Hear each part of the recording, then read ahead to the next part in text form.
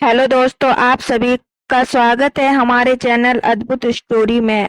आज मैं आपको महात्मा बुद्ध के एक करीबी शिष्य आनंद की कहानी के बारे में। महात्मा बुद्ध कहते हैं, शांत रह, तेरा वक्त भी आएगा। Buddhist story on patience and time. एक बार की घटना है। महात्मा बुद्ध के सबसे प्रिय और करीबी शिष्य आनंद एक बार कहीं जा रहे थे। तभी रास्ते में उन्होंने देखा कि एक व्यक्ति एक चट्टान के ऊपर बैठकर रो रहा है।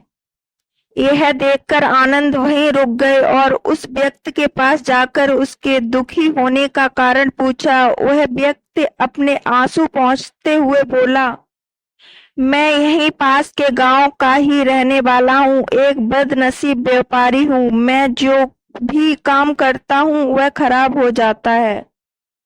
व्यापार के चक्कर में मैंने अपनी माँ और पत्नी के गहने गंवा दिए और अपने परिवार को खो दिया, और यहाँ तक कि अब तो मेरा घर और खेत भी गिरवी रखा है।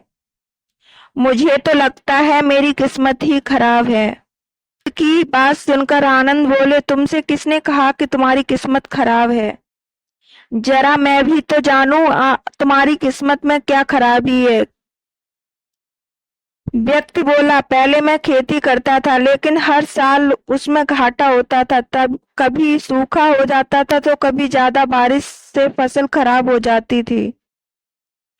कभी आवारा पशु फसल को नुकसान पहुंचाते हैं तो कभी तरह तरह की बीमारियां फसल को बर्बाद कर देती थी। खेतों से मरे मेरे परिवार का गुजारा ठीक से नहीं चल पा रहा था, जिससे परेशान होकर मैंने खेती करना बंद कर दिया और व्यापार करने का निश्चय किया। मैंने पत्नी के गहने बेचकर अपना व्यापार शुरू किया, फिर मेरा व्यापार नहीं चल पाया। शुरू में तो मेरे परिवार वालों ने मेरी आर्थिक मदद की, मेरा साथ दिया, लेकिन जैसे जैसे मुझे नुकसान होने लगा मेरे परिवार वालों ने भी मेरा साथ त्याग दिया और मुझसे दूर हो गए। अब तो वह मुझे देखकर अपनी नजरें फेर लेते हैं और मुझे ही अपने परिवार की करीबी और दुर्दशा का जिम्मेदार ठहराते हैं। अब तो मुझे अपना जीवन ही व्यर्थ लगने लगा है। अक्सर मेरे मन में ख्याल आता है कि अपना जीवन ही खत्म कर लूं, और आज मैं यहाँ आत्महत्या करने ही आया था, लेकिन हिम्मत नहीं जुटा पाया, इसीलिए इस पत्थर पर बैठकर रो रहा था। दूसरी तरफ मेरा एक मित्र है। हम दोनों ने एक ही साथ व्यापार शुरू किया था, लेकिन वह आगे निकल गया और मैं पीछे रह गया। मेरी इस असफलता की वजह से वह हर समय मुझे नीचा दिखाने का प्रयत्न करता रहता है और वह अक्सर मेरे घर आकर अपनी सफलता की बातें करता है। मेरे घर वालों को बताता है कि कैसे उसने इतनी मेहनत करके इतना अच्छा व्यापार बना लिया है, और अक्सर अपने फलते फूलते व्यापार के किस्से मुझे, मेरी पत्नी और मेरे माँ बाप को सुनाता रहता है, जिसे सुनकर मेरे घर वाले उसकी तो प्रशंसा करते हैं, लेकिन मेरी बुराई करते हैं, मुझे नकारा और कम दिमाग का कहते हैं। मेरी माँ और मेरी पत्नी मुझे बात बात पर ताने मारती है, जिससे मुझे बहुत दुख पहुंचता है और कई बार खुद की नाकामयाब पर क्रोध भी आता है, लेकिन मुझे समझ नहीं आ रहा है कि मैं क्या करूं। यह सुन बिच्छू आनंद ने पूछा, तुम्हें किस बात का दुख होता है, अपने असफल होने का या फिर मित्र के सफल होने का? सवाल सुनकर वह व्यक्ति एक पल के लिए सोचने लगा, फिर बोला, अगर सच कहूं तो मुझे अपने असफल होने का उतना दुख नहीं होता जितना कि मित्र के सफल होने का होता है। बिच्छू आनंद ने अगला प्रश्न किया, अगर तुम्हारा मित्र व्यापार में असफल हो जाता तो तुम सफल हो जाते, तो क्या तुम खुश होते? व्यक्ति ने कहा, हाँ, मुझे बहुत खुशी होगी। आनंद बोले, इतना मतलब कि तुम्हारी खुशी तुम्हारे मित्र या मित्र पर निर्भर करती है? आनंद बोले, इसका मतलब कि तुम्हारी खुशी तुम्हारे मित्र पर निर्भर करती है। अगर वह चाहे तो तुम्हें खुश कर सकता है और अगर वह चाहे तो तुम्हें दुखी भी कर सकता है। तुम स्वयं से ना तो खुश हो सकते हो ना दुखी हो सकते हो। भिक्षुकानंद की बातें सुनकर व्यक्ति कुछ देर के लिए सोच में लग गया। फिर बोला, आपकी बातें सुनकर मुझे कुछ आशा बढ़ रही है। तभी भिक्षुकानंद ने कहा, जब हम किसी से आशा बांध लेते हैं तो उस पर निर्भर हो जाते हैं, फिर हमारी खुशी और दुख भी उसी पर निर्भर करने लगते हैं। इसीलिए सबसे बेहतर है कि तुम स्वयं से आशाबंद हो। जब तुम ऐसा करोगे और साथ ही पूरी मेहनत और ईमानदारी से काम करोगे तो तुम्हें सफलता अवश्य प्राप्त होगी। तुम्हें लगता है कि तुम्हारा मित्र तुम्हें नीचा दिखाने आता है तो दुखी करने आता है, पर अगर ईमानदारी से विचार करो तो वह बातें तो सच्ची ही हैं। कहता है वह अपने संघर्ष और अनुभव की बातें बताता है तो उन बातों से बहुत कुछ सीख सकते हो। तुम्हें तो इसके लिए उसका धन्यवाद करना चाहिए कि तुम्हें घर बैठे इतने सारे अनुभव मिल रहे हैं। तुम उन अनुभवों का लाभ उठाओ और नई शुरुआत करो। ईमानदार से कर्म करते जाओ और ईमानदारी से कर्म करते जाओ। हार मत मानो, एक दिन तुम्हें सफलता जरूर मिलेगी। आज तुम जिसे अपना बुरा वक्त या बुरी किस्मत कह रहे हो, एक दिन यह बदल जाएगी और इसी के साथ तुम्हारे सोच और विचार भी बदल जाएंगे। फिर देखना, जब तुम्हारा अच्छा समय शुरू हो जाएगा तब तुम्हारा मित्र भी तुम्हें अपनी सफलताओं की कहानियां नहीं सुनाएगा।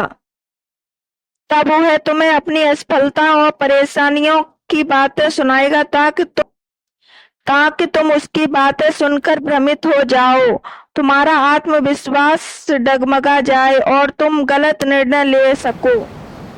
उस समय भी तुम्हें अपनी बुद्धि का प्रयोग करना होगा, स्वयं पर विश्वास रखना होगा। जिस प्रकार तुम्हारा मित्र आज तुम्हें दुखी करने आता है, वैसे ही उस समय भी तुम्हें दुखी करने आएगा, क्योंकि जिस तरह उसे दुखी देखकर तुम्हें मजा आता है, ठीक उसी तरह उसे भी तुम्हें दुखी देखने में उतना ही मजा आएगा। व्यक्ति ने कहा, आपने सही कहा मुनिवर, लेकिन मेरा सबसे प्रमुख दुख यह है कि मेरे परिवार के लोग मुझे इसमें शामिल हैं। वास्तव में मैं तो अपने परिवार के लिए अच्छा करना चाहता था, उन्हें खुश रखना चाहता था, लेकिन वह भी मेरी बातों और भावनाओं को नहीं समझ रही है, मुझे ही गलत कहते हैं और पिछले कुछ समय से तो वह मेरे साथ भी नहीं है। भिक्षुकानंद ने उस व्यक्ति को समझाते हुए कहा, हम हमेशा चाहते हैं कि हम जो कुछ भी करें लोग उसके लिए हमारी प्रशंसा करें, लेकिन आमतौर पर ऐसा नहीं होता। लोग हमारे प्रयासों की तारीफ नहीं करते, जिससे हम दुखी हो जाते हैं। हमें लगने लगता है कि हमारे मित्र, रिश्तेदार, घर वाले सब स्वार्थी हैं। लेकिन अगर तुम किसी को अपना परिवार मानते हो और उसके लिए कुछ करना चाहते हो तो फिर तुम ऐसा क्यों सोच सकते हो कि तुम दूसरों के लिए कुछ कर रहे हो। वास्तव में तुम अपनी खुशी के लिए कुछ कर रहे हो, क्योंकि उन्हें खुश देखकर तुम्हें खुशी होती है। अगर ऐसा करते समय यह मानकर चलते हो कि तुम दूसरों के लिए कुछ कर रहे हो तो तुम दुखी रहोगे, लेकिन अगर तुम्हें लगता है कि तुम स्वयं के लिए कुछ कर रहे हो तो तुम खुश रहोगे, क्योंकि जब हम स्वयं के लिए कुछ करते हैं या करना चाहते हैं तो हमें इसके लिए सांत्वना की जरूरत होती है। भिक्षुकानंद की ये बातें सुनकर उस व्यक्ति के चेहरे के भाव पूरी तरह से बदल गए। उसने कहा कि आप सही कह रहे हैं मुनिवर, मैं समझ गया कि अब तक मेरी किस्मत इसीलिए खराब थी क्योंकि वह दूसरों के हाथों में थी, लेकिन अब मैं अपनी किस्मत को अपने हाथों में रखूंगा। फिर ये प्रयत्न करूंगा, पूरी लगन और ईमानदारी से काम करूंगा और जब तक सफलता नहीं मिल जाती तब तक चैन से नहीं बैठूंगा। उस व्यक्ति की बात सुनकर बिच्छू आनंद मुस्कुराए और उसे एक छोटी सी डिबिया देते हुए कहा कि इस डिबिया को हमेशा अपने साथ रखना। इसमें एक ऐसा मंत्र है जो तुम्हें किसी भी दुख से भी बाहर निकाल लेगा, लेकिन इस डिबिया को तभी खोलना जब तुम्हारे सारे रास्ते बंद हो जाएं, कोई उम्मीद नजर ना आए और तुम्हें लगने लगे कि सब व्यर्थ है, ये दुनिया व्यर्थ है और यहाँ रहना भी व्यर्थ है। व्यक्ति ने भिक्षुकानंद का धन्यवाद किया और उस कहानी को लेकर अपने घर वापस आ गया। उसने नए उत्साह के साथ दोबारा अपने व्यापार की शुरुआत की और इस बार उसका व्यापार चल निकला। अपनी मेहनत और लगन के बल पर सब कुछ ठीक हो गया। बस कुछ ही सालों में वह एक महान व्यापारी बन गया। उसके परिवार वाले भी उसके साथ आ गए और उसका जीवन बहुत ही सुख शांति और समृद्धि के साथ बीतने लगा। लेकिन समय और किस्मत के खेल को आज तक न कोई समझ पाया और न ही कोई समझ पाएगा। यह सदा एक जैसा नहीं रहता, यह बदलता रहता है। उस व्यक्ति के जीवन में भी बदलाव आया। वह व्यक्ति जिस राज्य में रहता था उस राज्य पर बगल वाले राज्य के राजा ने हमला कर दिया। उस हमले में और लूटमार में उस व्यक्ति का सारा धन भी लूट गया और घर जला दिए। वह अपने परिवार और अपनी जान बचाने के लिए वहां से भाग गया। व्यक्ति अपने परिवार के साथ कई दिनों तक इधर उधर भटकता रहा। वह दाने दाने को मोहताज हो गया। उसका बच्चा बीमार हो गया और इलाज के अभाव में बीमारी से बुरी तरह तपने लगा। यह देखकर उसका हृदय चित्कार कर उठा। उसके पास अपने बेटे के इलाज और परिवार को खिलाने के लिए धन के नाम पर एक सिक्का भी नहीं था। वह बुरी तरह से टूट गया। उसे एक बार फिर से निराशा ने घेर लिया। उसे लगने लगा कि उसका जीवन व्यर्थ है, सारी दुनिया व्यर्थ है। लेकिन तभी अचानक उसे भिक्षु आनंद द्वारा दी गई डिबिया की याद आ गई। उसने बहुत ही उत्सुकता के साथ उसे खोला। उस डिबिया के अंदर एक पर्ची रखी हुई थी।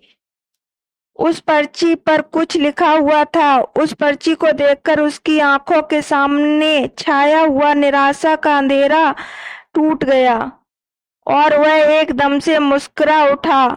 उस पर्ची पर लिखा था कि यह वक्त भी गुजर जाएगा। दोस्तों, यह कहानी हमें सिखाती है कि समय के खेल को समझना संभव है, यह हमेशा बदलता रहता है। इसीलिए बुरी परिस्थितियों में हमें अत्यधिक निराश नहीं होना चाहिए, आत्मविश्वास बनाए रखना है, क्योंकि समय बदलता जरूर है। आज बुरा है तो कल अच्छा भी आएगा। दोस्तों, इसी तरह और भी मोटिवेशनल कहानी देखने के लिए आप हमारे चैनल को लाइक सब्सक्राइब जरूर करना।